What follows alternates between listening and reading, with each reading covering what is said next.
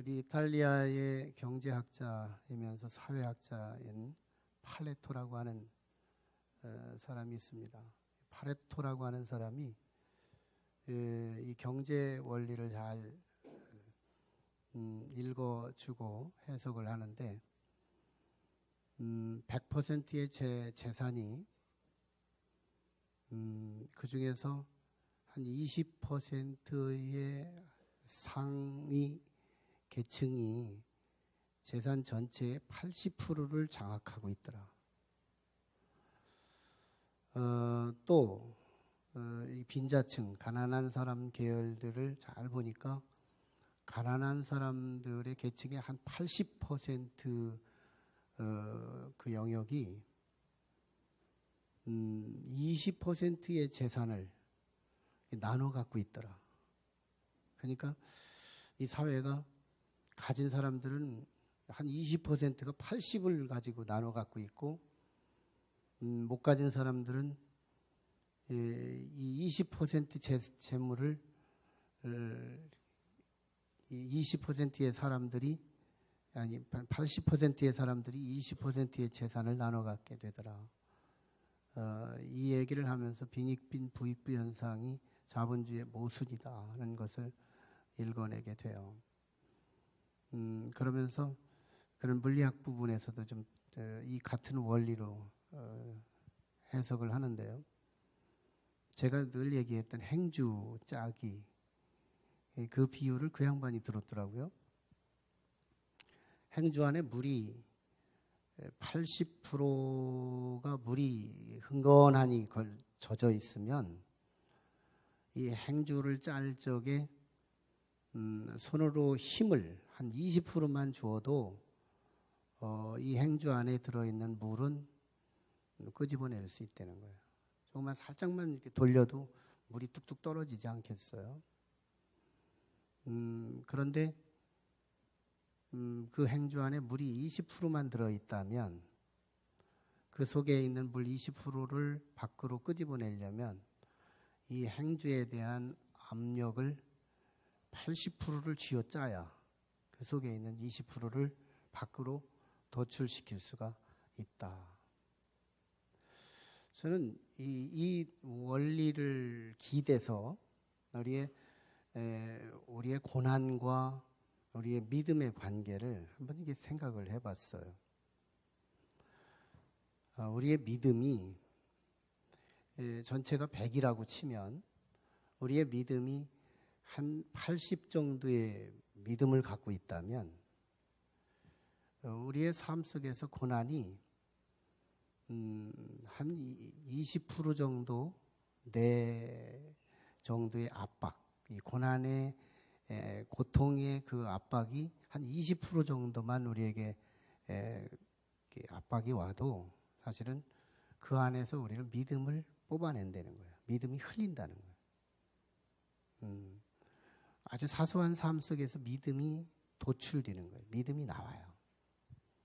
그런데 우리 안에 믿음이 바닥에 잔잔히 고여 있거나 밑바닥을 치는 믿음, 한 20% 정도 이하의 믿음을 갖고 있으면 우리의 삶이 그 믿음을 밖으로 끌어내기까지는 이 80% 정도의 압력, 이런 고난, 이런 아픔, 그 정도의 큰 아픔이 있어야 내 바닥에 있는 그 믿음이 밖으로 나올 수 있다. 파레토 2의 믿음과 고난의 관계 아닐까요?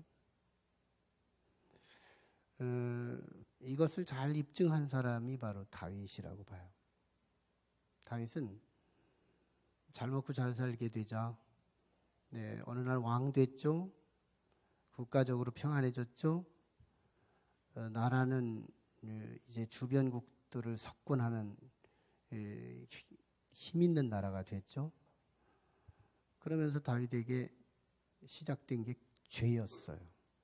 참 우리 인간이 약한 부분이 이렇게 잘 되면 죄를 짓더라는 거예요. 모든 게 잘 되거나 넉넉해지거나 부유해지거나 높아지거나 형통하면 우리는 하나님을 고백하고 믿음을 도출할 것 같지만 우리 인간의 연약함이 잘 되면 영적으로 믿음을 잃어버리더라고요. 여기서 우리는 큰 그릇, 작은 그릇이 입증되는 그런 현상이라고 봐요. 진짜 큰 사람들은요, 아무리 높여도 높은 자리에서 믿음을 내요. 아무리 잘 돼도 잘 된 자리에서 믿음을 내요. 평이한 시간에도 믿음을 흘려요. 이 큰 그릇이에요. 더 커도 된다는 얘기거든요. 실제로 그릇에다가, 큰 그릇에다가 물을 좀 부어봐요. 흘리지를 않아요. 더 부어요. 안 흘려요. 실족하지 않아요. 계속 부어요. 그래도 능히 담아내요. 이 그릇이 크니까 그런 거지. 작은 그릇은 조금만 많이 부으면 질질 흘려요. 그 귀한 내용물을 땅에다가 막 흘려버리는 거예요. 이게 실족하는 거죠. 이 큰 그릇은 참 어떤 어려움 속에서도 자기 믿음의 소중함을 지켜내는 거예요. 지켜내요.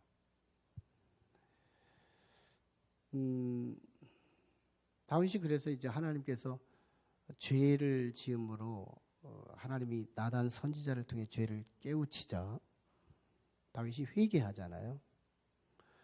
회개하니까 하나님께서 나단 선지자를 통해서 심판을 스톱시켰어요. 회개는 심판을 멈추게 한다. 이건 분명한 교리거든요. 성경의 우리 가르침 계시예요. 회개하면 심판은 멈추게 되는 거예요. 근데 징계가 있어요. 회개를 한다 그래서 징계까지 사라지기를 기대하면 다음번에도 죄 짓고 회개하면 되잖아요. 이걸 막기 위해서 하나님은 징계를 세팅하신 거예요. 다음번에도 회개만 하면 그냥 다 없었던 걸로 해줄 정도 된다면 이거 사기꾼 양성하는 좋은 세상 아닐까요? 그때마다 벌 무서워서 그냥 회개하면 되니까. 하나님 그렇게 속지 않습니다. 그래서 심판은 면하지만 징계는 시작된다. 다윗의 가정에 징계가 시작됐어요. 네 가정에 재앙이 있을 것이고 네 가정에 칼이 떨어지지 않을 것이고 네가 낳은 죄 가운데 태어난 아들은 죽을 것이며 얼마나 이 심판이 선포됐어요. 그러자 징계가 시작됩니다. 징계가 시작돼요. 다윗의 큰아들이 다윗의 그 다른 아내에게서 태어난 이 암논, 이 큰아들 암논이 이복 동생이었던 다말을 너무너무 짝사랑하다가 간음해버리잖아요. 간음해. 이럴 수 있느냐 말이에요. 이게 드러났어요. 이걸 알고 있던 친오빠, 다말의 친오빠 압살롬이 앙심을 품고 있죠. 다윗의 눈치를 봤더니 다윗은 이 죄 문제, 암논의 이 허물과 죄를 아주 미온적으로 처리해요. 아마 왕실을 더럽히지 않아야 되겠다는 부담도 있었을 것이고 차기 왕을 암논에게 세우려고 할 적에 죄가 허물이 드러나면 왕으로 세울 적에 힘들 것이니까 또 다윗 자신이 자기 죄하고 너무 닮았으니 체면이 되지 않아서 이런저런 이유 때문에 그랬을 거지만 다윗은 자신의 사랑하는 자식들이 죄를 범한 것에 대해서 너무 미온적이었어요. 인간적이었어요. 잔머리를 굴렸어요. 도무지 믿음이 안 나와요. 도무지 기도를 안 해요. 하나님을 찾지를 않아요. 인간적으로 어떻게든지 숨겨보려고 덮어보려고 미운적으로만 해요. 그 사이에 이 압살롬이라고 하는 이 아들이 앙심을 품고 큰 거사일을 만들어요. 그래서 양털을 깎는 날을 설정하고 그날 형제들을 다 초청해가지고 비자들을 숨겨두고 갑작스럽게 만취했을 때 형제들 중에서 제일 큰 형 암논을 죽이라고 시켜서 죽었어요. 갑작스럽게 다윗 가정은 간음 사건과 살인 사건이 일어났어요. 이 간음에서 살인으로 번져버렸어요. 불이 번지듯이. 그래서 이제 다윗 이 사건을 저지른 압살롬은 이제 외할아버지 나라 그술 나라로 도망을 쳐요. 거기 가서 3년을 있습니다. 근데 그동안에 다윗이 3년 동안 있는 동안에 암논은 이제 죽었으니 뭐 돌아올 리 없고 이제 도망간 이 압살롬이라도 좀 보고 싶다. 이 압살롬조차도 내가 잃어버리면 이거 불행 중에 더 불행 아니겠느냐. 좀 보고 싶다. 이러고서 입술로도 슬슬 풀어내고 보고 싶은 모습이 역력하게 이 오른팔 장군이었던 요압 장군에게 들켜요. 요압 장군이 누군데요? 기회주의자거든요. 내가 기회만 되면 이 왕 앞에 잘 보여가지고 내가 한번 더 권세 있는 자가 되기 위해서 아주 계책을 잘 쓰는 사람이 요압 장군이어서 이참에 한번 요나단 왕자하고 다윗 왕하고 한번 만나게 해줘야 되겠다 해가지고 저 멀리 있던 그술 나라에서 사람 시켜서 데리고 와요. 와서 다윗을 만나게 해주는데 다윗의 마음이 저 멀리 나라에 떨어져 있을 때는 그렇게 아들 보고 싶어 하더니 막상 집으로 돌아오니 안 쳐다보는 거예요. 이게 다윗이 이렇게 감각이 없어요. 그렇게 보고 싶어 하고 우리 압살롬 잘 있을라나? 죽었을라나? 살았을라나? 막 이러가면서 그렇게 걱정을 하면서 그렇게 보고 싶어 하더니 멀리 있는 그 아들은 보고 싶어 하더니 막상 데려다 주니까 안 쳐다보는 거예요. 이 심리가 어떤 심리예요? 우리들도 그런 거 있는 거예요? 있더라고. 예? 여기 있을 때는 귀하지 않아. 나가려고 하면 이게 귀하더라고, 참. 그거 남용하면 안 되지만. 그거 남용하면 안 돼요. 멀리 가면, 그 성도님 참 너무 귀했는데, 이렇게 느껴지는데, 와 있으면 안 귀한 것 같더라고. 느낌은 같더라고. 다윗이 그랬던 거예요. 그술 나라에 가서 어떻게 사는지 알지 못하고 있을 때는 다윗이 그렇게 보고 싶어 하고 그러더니 요압 장군이 들여다가 딱 해주니까 안 쳐다보게 되죠. 얼굴도 안 봐요.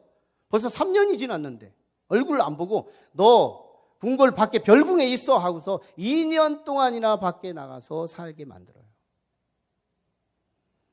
그 2년이요. 압살롬의 멍든 가슴 아주 마귀의 공장이 되고 말아요. 모사, 이참에 우리 아버지, 이거 참 우리 아버지 형편없네 왕. 아버지 나라 뺏어버려? 내가 속 시원하게 내가 나라를 장악해버려? 이러기 시작하기를 2년 동안 계획이 나왔어요. 묘책이 나왔어요. 그래서 요압 장군을 또 중재자로 세워서 이 다윗 왕을 가까이 가려니 궁궐도 들어오지 못하게 하니까 한번 좀 우리 아버지 좀 제대로 만나게 좀 해달라고. 지금 아버지 만난 지 5년 차가 됐는데 5년 전에 보고 지금까지 못 봤는데 아버지 좀 한번 배할할 수 있게 해달라고 요청을 해가지고 만난 거예요. 형식적인 화해가 이루어졌어요. 그래서 그때부터 압살롬 왕자는 궁궐을 드나들기 시작해요. 그때 우리 15장 1절에서 압살롬 왕자가 다윗 왕을 반정하기 위해서 군사들을 장악해요. 15장 1절에서 그리고 나서 15장 2절로 6절까지 민심을 도둑질해요. 억울한 백성들이 다윗 왕에게 왕궁에 찾아와서 자기 억울함을 호소하면 재판을 해가지고 정말 억울한 사람들의 판정을 해주는 그것이 다윗의 행정부의 조직이었는데 압살롬이 이걸 먼저 가로막고 다윗 왕은 그런 계획도 없어요. 다윗 정부는 그런 계획도 없으니 당신은 내가 해결해 주겠어요 해가지고 압살롬이 사람들 시켜가지고 그 재판을 해가지고 사람들에게 압살롬의 이름으로 문제를 다 해결해 줘요. 그래가지고 민심을 다 장악해버리는 거예요. 그리고 다 준비된 이후에 군사력 장악했죠. 민심 장악했죠. 그리고 나서 이제 압살롬은 아버지를 다시 만나서 아버지 사실 제가 구슬 땅에 있을 때 하나님께서 나를 도우셔서 예루살렘 궁으로 다시 돌아갈 수만 있다면 나 헤브론이라고 하는 종교적인 중심지 헤브론에 가서 하나님 앞에 내가 멋진 제사, 최대한의 희생 제사를 내가 드리겠습니다. 헌신 제사를 드리겠습니다. 이렇게 내가 서원을 한 바가 있는데 아버지 나 이걸 좀 허락해 주세요. 왜 갑자기 사람들 데리고 가면 의심받을 수 있으니까 아버지한테 승낙을 받아야 되지 않겠어요? 그래서 그가 사람들을 이끌고 대대적으로 제사 인파를 데리고서 헤브론으로 가가지고 갑자기 5월 5일 날 압살롬이 헤브론에서 이스라엘의 왕이 되었다. 이스라엘의 왕이 되었다. 이 외침과 함께 지금 이미 이스라엘 전역에 조직화된 이 조직이 가동되기 시작한 거예요. 늦게서야 다윗은 왕궁에서 자기 아들이 이 반정을 시작했다고 하는 소리를 듣고 어떻게 해요? 도망치자 하고 궁궐을 빠져나오는데 제대로 신발도 못 신고 뛰쳐나오는 거예요. 그러면서 옷을 찢고 재를 뿌리며 통곡을 하고 울어가며 국내 대신들과 함께 궁여지책으로 왕궁을 빠져 도망가면서 요르단 지역, 지금의 요르단 지역이죠. 요단강을 건너가기 직전에 그런데도요 다윗에게는 그래도 충신들이 있어서 제사장 사독과 아비아달 그리고 그 두 아들들 그리고는 또 후세라고 하는 이 지략가 이런 사람들이 다윗과 함께 도망가겠다고 나와요. 참 위로가 됐죠. 고난 중에 위로자가 있더라고요. 그때 다윗은 비로소 이 사독과 아비아달이 제사장인데 뭘 가지고 나오느냐면 자기들의 직무 하나님으로 상징됐던 언약궤를 가지고 나온 거예요. 언약궤 가지고 하나님도 같이 피난 가지요 하고 나온 거예요. 이게 참 모순 아니에요? 하나님도 같이 피난 가지요 하고서 나온 거예요. 다윗하고 같이. 그때 다윗이 하나님은 제자리로 보내드려요. 하나님께서 때가 되어 뜻이 계시다면 내게 은혜를 베푸셔서 언젠가는 나를 이걸로 콜하셔서 내가 이 예루살렘으로 돌아오게 할 수 있으니 그 자리도 갖다 놓으세요. 그리고 거기서 당신들은 거기서 직무를 시행하시고 압살롬에게 꾸며서 당신의 충신이 되겠다고 말을 속여서 그곳 정보를 나한테 전달해 주세요. 후세 지략가, 이 지략가인데 모사인데 잔머리가 잘 굴러가는 사람인데 이 사람도 같이 따라 나오잖아요. 32절에서 따라 나오잖아요. 그때 너도 궁궐로 들어가서 압살롬의 지략가인 아히도벨, 아주 잔인한 아히도벨, 어른만 죽이지 않고 아이들까지 싹 죽여서 아히도벨이 된 아히도벨.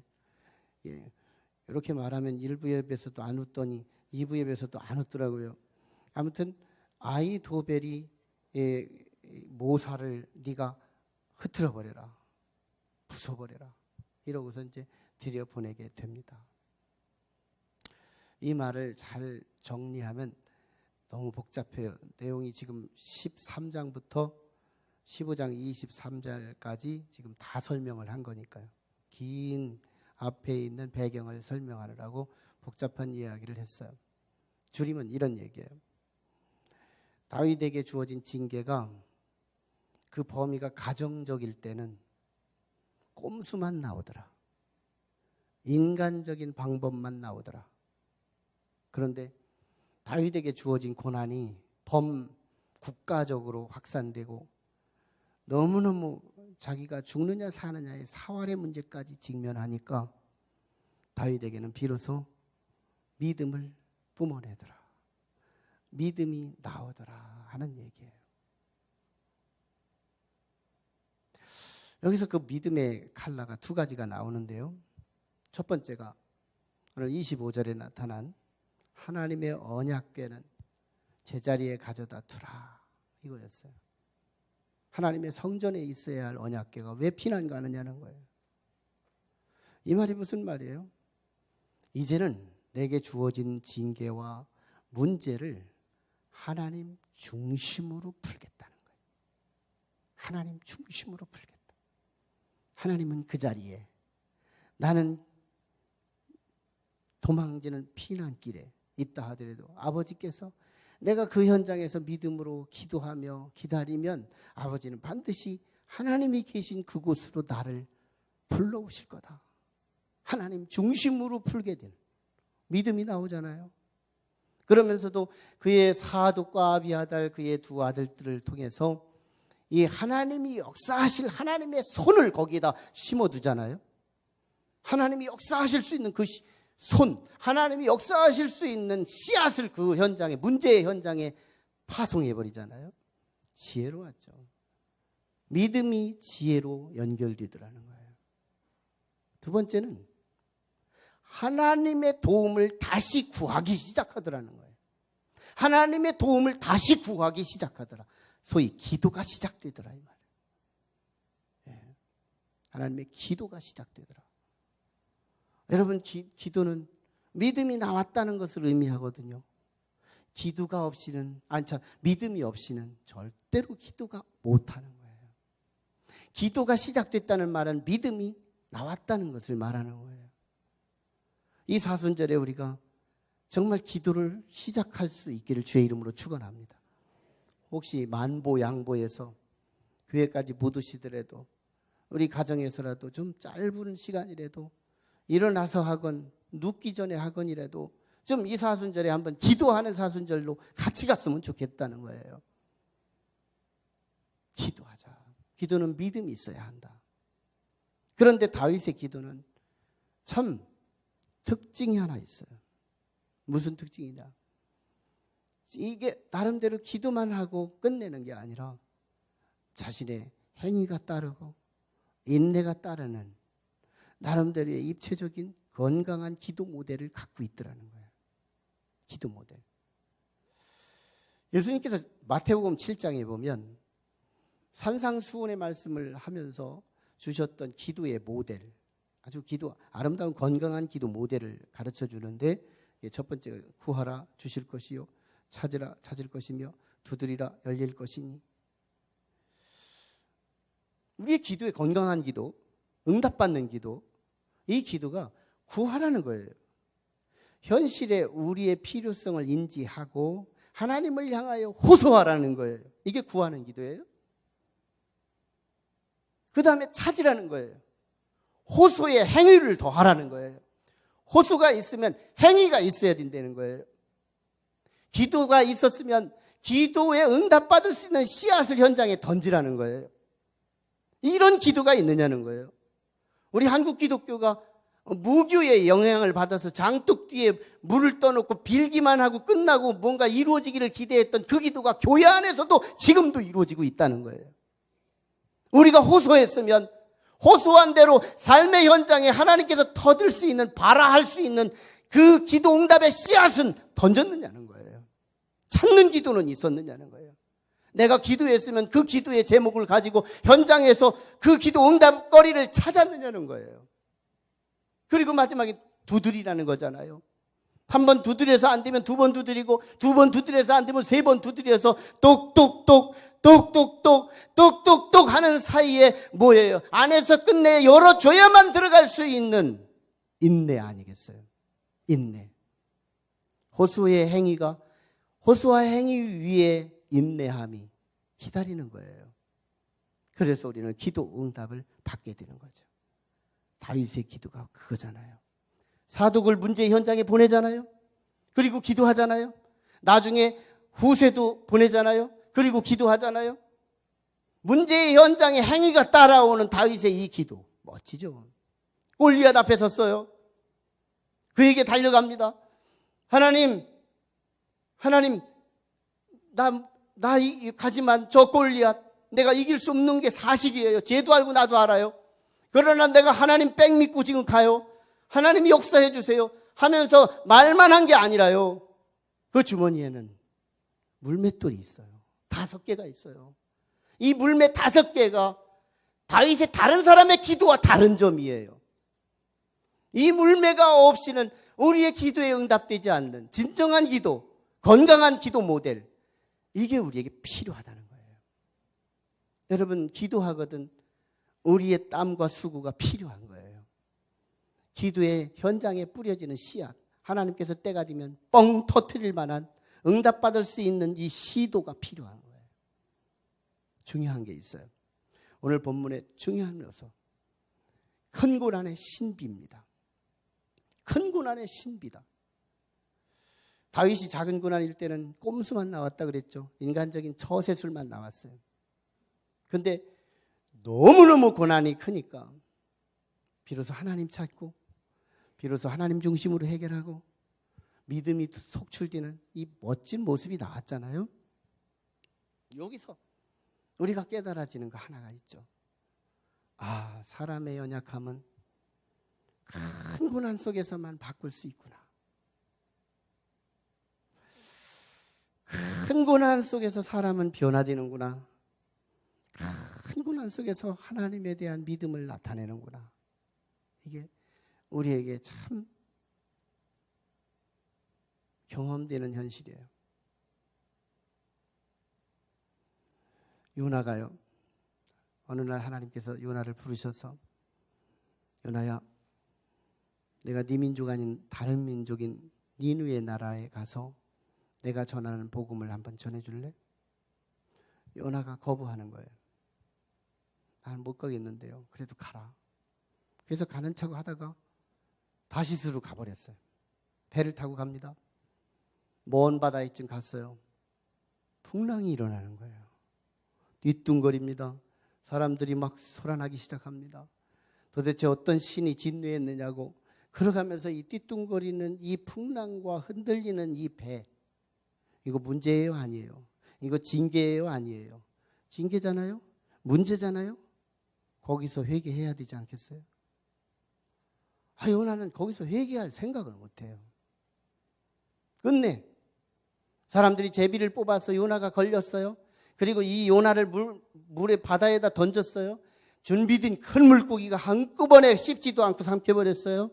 그 이후에 그 물고기 뱃속에 들어가서 지름까지 깜깜해요. 동쪽으로도 서쪽으로도 남쪽으로도 북쪽으로도 위쪽으로도 아래쪽으로도 갈 바를 알지 못하는 이 지름같이 수울 같은 지옥을 방불케 하는 이 현장에 들어와서 손으로 잡았더니 미끈미끈한 창자밖에 없는 거예요. 비로소 요나는 거기서 회개하기 시작하잖아요. 하나님, 나 이번에 살려주기만 한다면 나 니느웨 가겠습니다. 니느웨 가겠습니다. 제2의 사명 내게 주시옵소서. 나를 살려주세요. 나 한번 살려주세요. 거기서 요나가 다시 회개하자 하나님께서 밖으로 뿜어내게 만들어서 결국은 제2의 사명 니느웨에 가서 복음을 증거했더니 하나님 말씀이 맞잖아요. 이스라엘 역사가 다 그랬잖아요. 북이스라엘이 결국 BC 722년도에 아수리에 의해서 끌려갑니다. 남쪽 유다는 BC 586년도에 바벨론 갈대아 사람들에게 의해서 끌려갑니다. 그런데 끌려가기 이전에 북이스라엘도 이 구약 성경에 나타난 하나님의 징계 회초리 세 가지가 있었는데 이 세 가지가 바로 뭐예요? 온역, 그리고 기근, 그리고 전쟁. 이 3대 회초리가 구약 성경의 메인 회초리잖아요. 공식적인 회초리잖아요. 이스라엘이 우상을 섬긴다거나 이스라엘이 하나님을 배반한다거나 이스라엘이 기도를 하지 않는다거나 하나님을 찾지 않는다거나 할 적에 하나님께서 이 세 가지 회초리를 통해서 이스라엘을 징치하셨는데, 그래서 정신 바짝 차리게 하셨는데, 아수르로 끌려갈 때까지 그들은 회개가 없는 거예요. 자꾸 악한 왕만 나오고 악한 백성들만 막 산출하는 거예요. 근데 나중에 언제 회개하는지 아세요? 아수르로 끌려간 이후에, 바벨론으로 끌려간 이후에 나중에 바벨론이 아수르를 삼켜서 그 안에서 이스라엘과 북이스라엘과 남유다는 통일돼요. 묘하죠? 자기들 나라에 있을 때는 통일하지 못하고 분단하더니 거기에 가서 남의 나라에 가서 통일이 돼요. 거기서 뭐예요? 나 살려달라고, 우리 살려달라고 요나가 물고기 뱃속에 들어간 것처럼 아수르의 물고기 들어가서 바벨론의 그 속에 속국에 들어가서 그곳에서 이스라엘 백성들은 비로소 하나님을 찾기 시작하는데 그때부터 믿음의 별들이 나타나잖아요. 에스더가 나타나죠. 모르드게가 나타나죠. 다니엘이 나타나죠. 사드락과 메삭과 아벳느고가 나타나죠. 믿음의 그 별들이 나타났지만 이 별들 말고도 작은 별들이 얼마나 많았는데요. 그때 회개하는 역사가 있어서 하나님은 다시 역사를 바꾸셔서 다시 고국으로 돌아오게 1차, 2차, 3차에 의해서 다시 돌아오게 하시는 하나님의 섭리를 보잖아요. 아하, 사람들은 이 작은 고난은 인간적인 처세술로 해결하려고 노력하고, 큰 고난 앞에서만 하나님 찾고, 큰 고난 앞에서만 우리가 회개하고, 큰 고난을 당해야만 하나님 앞에 오는구나. 이거 공식도 아닌 이 공식이 우리의 현존하고 있다는 거예요. 참. 지혜는요, 지혜는 반드시 큰 고난을 경과하지 않고도 큰 고난을 통과한 것 같은 효과를 만들게 하는 것이 지혜예요. 분명히 하나님은요, 우리를 자녀잖아요. 바라보기만 해도 아까운, 다를까봐. 이 바라보기만 해도 너무 아까운 거예요. 우리 이은진 성도님. 너무 이쁘거든요. 예? 진짜 이 목자의 마음을 가지고 성도를 보면요. 아유, 우리 강현양 집사님 너무 이뻐요. 아유, 진짜 목자의 눈을 갖고 목자의 마음을 가지고 보면 이게 너무너무 아깝거든요. 근데 이 목사로서 한 성도가 너무너무 힘든 거예요. 아니, 그러면요, 누가 부담이 오는지 알아요? 아마 친부모님이 그렇게 힘들겠죠. 저도 너무 힘들어요. 제가 힘든 거를 여러분 못 읽어낸다니까요. 저것 좀 해결했으면 좋겠는데, 어떤 부모가 자식이 모진 고난 속에 던져지기를 원하겠냐고요. 여러분, 우리가 큰 고난에 있는 것을 하나님은 원하지 않아요. 그런데 하나님이 원하는 하나가 있어요. 우리 속에서 믿음 좀 보고 싶다는 거예요. 하나님은 믿음, 그 믿음이 하나님을 기쁘시게 한다고 히브리 기자는 말씀하고 있잖아요. 믿음 보고 싶은데 이게 잘 나가고 잘 되고 높아지면 이 믿음을 안 내놓는 거예요. 바닥에 있는 믿음을. 그래서 하나님은 필요악적으로, 없었으면 좋겠지만 없으면 안 돼서 어쩔 수 없이 그걸 쇠를 놔야 하는 이 너무너무 큰 고래 같은 이 문제를 우리의 삶 한가운데 턱 던져주시는 거예요. 그래야 믿음이 나오니까, 그래야 기적이 생기니까, 그래야 만회할 수 있으니까, 그래야 구원이 이루어질 수 있으니까. 하나님하고 친해지는 거, 하나님과의 관계가 너무너무 중요하니까. 여러분, 그래서 우리는 병이할 때, 지금의 고난보다 더 커지기 전에, 지금보다 더 어려움이 직면하기 전에 지금 믿음을 내놔야 한다는 거예요. 지금 믿음이 나와야 한다는 거예요. 오늘 이 예배가 믿음을 분출하는 예배가 되기를 주의 이름으로 축원합니다. 지금 믿음이 나와야 한다. 지금 좋을 때, 형통할 때 지금 믿음이 나와야 한다. 아니, 더 영광스러울 때도 믿음을 나올 수 있으면 얼마나 돼요? 더 큰 그릇이 되지 않겠어요? 영광의 자리에 있을 때. 2주 전에 2월 22일이었어요.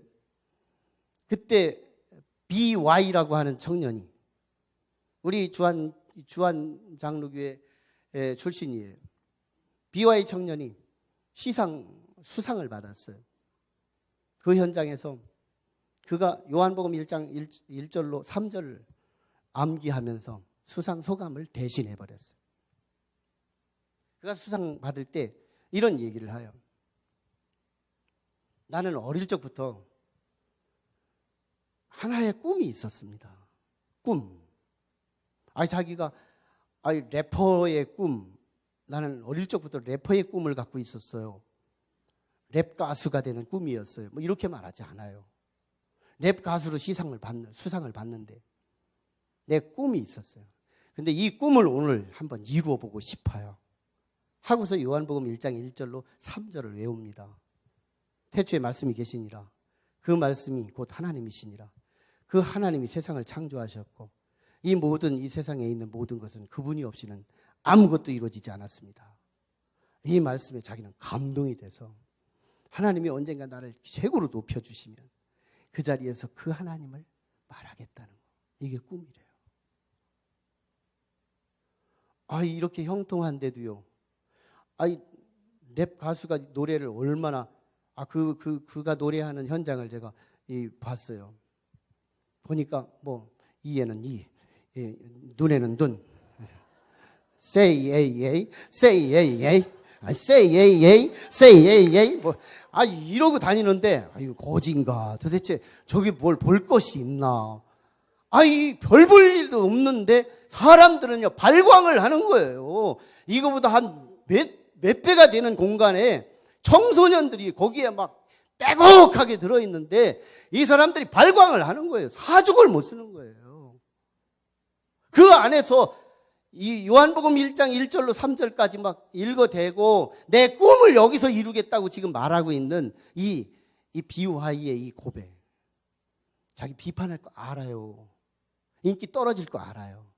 괜찮다는 거예요. 하나님만 높아지면 된다는 거예요.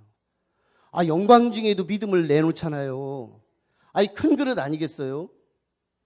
우리 BY 좀 초청할 수 있으면 얼마나 좋을까요? 한 1,000만 원이면 될 건데. 지금은 1,000만 원이지만 나중에는 3,000만 원일지도 몰라요. 2주 전에 터졌으니까. 그는요, 이 랩 가사 중에서 랩 가사는 욕이 생명이에요. 얼마나 리얼감 있게 욕을 하느냐. 그리고 어떤 다른 랩 가수를 칠 때 저는 쟤는 아주 쪼잔하고 어떻게 이런 가사들을 다 집어넣어요. 그런데 이 BY는 뭐라고 말하냐면 니들이 나를 까부셔도 그분이 나를 세우신다. 이런 가사를 집어넣어요. 그분 랩 가사의 내용은 거의 복음성가와 다르지 않아요. 저는 이 사건을 들여다보면서 이 랩 계열에 또 다른 세상이 있다. 이 욕을 먹고 살고 이 파괴를 먹고 사는 이 청소년들의 이 에집트 같은 또 다른 세계가 있다. 이 같은 공간 안에 우리가 살고 있는 이 같은 산소를 마시고 살고 있는 이 공간 안에 또 다른 세상이 있구나. 그 현장에 찬송가 나 같은 죄 이거 가지고 들어갈 수 있어요? 아니잖아요. Say 에이 이래야 들어갈 수 있는 거 아니겠어요? 이게 참 구원자로구나. 넉넉한 그릇 위에서도 저 하나님을 뿜어내며 하나님의 복음을 증거할 수 있는. 그래서 사람들이 청소년들이 잘 보니까 나는 욕도 좋지만 저 사람의 저 실력, 이 BY의 이 실력, 내가 저 사람이 좋아하고 저 사람이 부각하는 하나님을 떼내다가는 저 사람조차도 잃어버리겠구나 해서 저 사람을 버릴 수 없는, 그래서 하나님도 떼어낼 수 없는, 하나님조차도 비판할 수 없는. 저는요, 우리 그리스도인들이 잘 되어야 되고 그리스도인들이 높아져야 되고 그리스도인들이 정말 대통령도 돼야 하고 국회의원도 돼야 되고 의사도 돼야 하고 판사도 돼야 하고 그리스도인들이 정말 형통하고 잘 되어야 하는 이유가 뭐냐? 이 BY의 자리에서 하나님을 내놓기 위함인 거예요. 효과 있잖아요. 청소년들의 고개를 끄덕이게 만들 수 있는 그 어떤 복음이 복음될 수 있어요. 실력 가지고 그들에게 들어가서 니들이 내 속에 있는 하나님을 파낸다면 나도 부셔야 될걸? 나 부시고 싶어? 그 축복에 너는 참여할 수가 없잖아. 실력이 탁월하잖아요.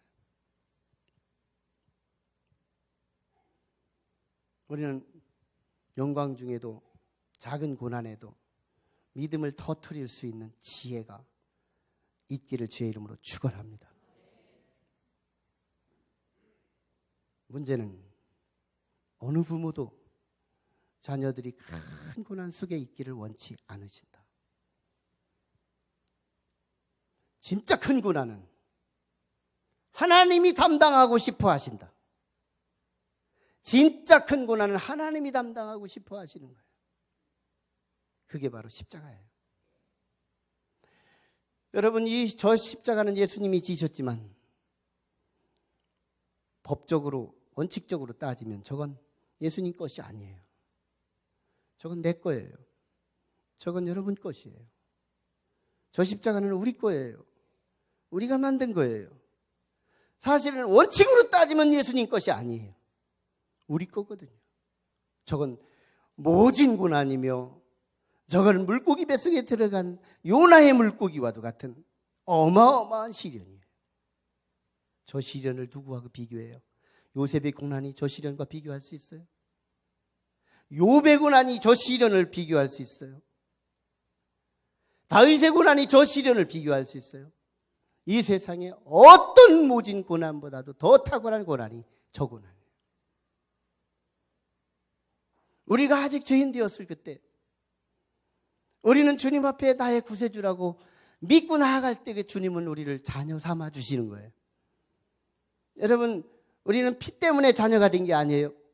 우리는 내 마음을 활짝 하나님께 열어드리고 하나님이 내 구세주시고 하나님이 나의 하나님이시기에 나는 하나님을 믿습니다 하는 순간 오늘 우리는 하나님의 자녀가 돼요. 그로 인해서 자녀의 고통은 아버지가 싫어하시는 거예요. 그래서 우리가 감당할 수 없을 걸 주님은 아시기에 당신이 직접 이 땅에 내려오셔서 우리가 당할 고난을 대신 짊어주시는 거예요. 그리고 나서 이제 그 십자가를 당신의 자녀에게 믿음으로 우리의 그 효과가 내려지게 되셔서 이제는 우리는 예수 그리스도의 그 의가 곧 내 의가 되는 거예요. 예수님의 그리스도의 그 의가 10분의 1이 되는 게 아니고 예수님의 그 의 그대로 내 의가 되는 거예요. 여러분, 절대로 천국은 99%의 의를 가지고 갈 수 없어요. 천국은요 100%의 의만 가지고 갈 수 있어요.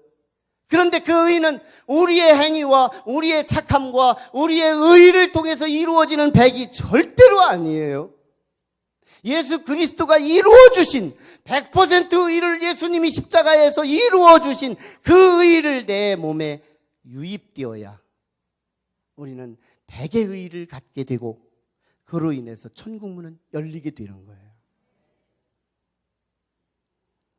그래서 우리를 구속해 주신 저 십자가의 은총 앞에서 우리는 두 가지가 필요해요. 하나는 저 고난에 동참하자는 거예요. 동참하자. 저렇게 어마어마한 고난, 내가 죄의 벌로 징계를 받아야 할 저 십자가를 예수님이 대신 받아주셨으니 너무 고맙잖아요. 이제는 내가 저걸 면한 자가 됐잖아요. 그래서 너무너무 감사해서 주님의 고난에 참여하기 위해서 우리는 기도로 동참하는 거예요. 사순절의 기도가 그런 의미가 있어요. 주님이 나를 위해 구속해 주신 저 은혜가 너무너무 감사해서 나에게 종점되지 말고 나에는 정류장이 돼서 나를 경유해서 누군가에게 또 저 소식이 들려지기를 원하는 거예요.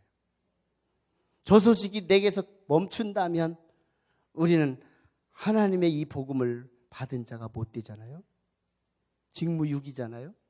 이제는 저 엄청난 소식, 내가 받아야 할 저 큰 징계와 심판을 예수님이 대신 짊어지셨다는 이 스토리를 사랑하는 아들에게, 사랑하는 딸에게, 사랑하는 가족들에게, 사랑하는 이웃들에게 전하는 거예요. 우리 교회는 그 신앙적인 바탕 위에서 인위적인 목표 둘을 정해요. 이 인위적이에요. 둘로 제한할 수 없어요. 평생 전에도 못하는 거죠. 그러나 우리 목회적 차원에서 우리 교회는 열린 모임이라는 인위적인 시스템을 성경적 바탕 위에서 말이에요. 저 명령 안에서 말이에요. 저 명령이 없었으면 우리의 노하우도 우리의 수단도 소용없는 거죠. 저 명령이 있기 때문에 우리는 두 가지를 순종하는 거예요. 기도를 하자. 그리고 복음을 전하자. 그리고 두 사람을 가슴에 품자. 내 다음 주에 데려오라는 게 아니에요. 12주 뒤에 데리고 자는 거예요.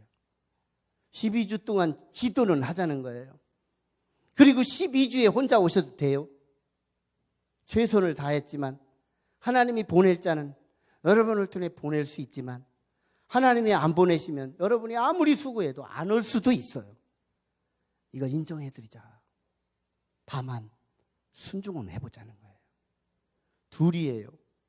열린 모임에서 이번 주간에 쓰지 못하시면 다음 주에 오실 때 우리 사역자들의 도움을 받으셔서 없으면 대전에 없으면 부산 사람, 부산에 없으면 서울 사람이라도 순종하는 교인만 됐으면 좋겠어요.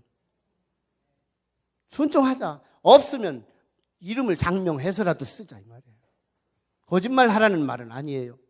어쨌거나 어쨌거나 한번 순종하면서 이 12주를 하나님께 드리는 거룩한 주간들이 됐으면 주의 이름으로 축원합니다. 기도해요. 우리 하나님께 같이 기도하실 때, 하나님, 사람은 참 이런 연약함이 있어요. 고난이 작을 때는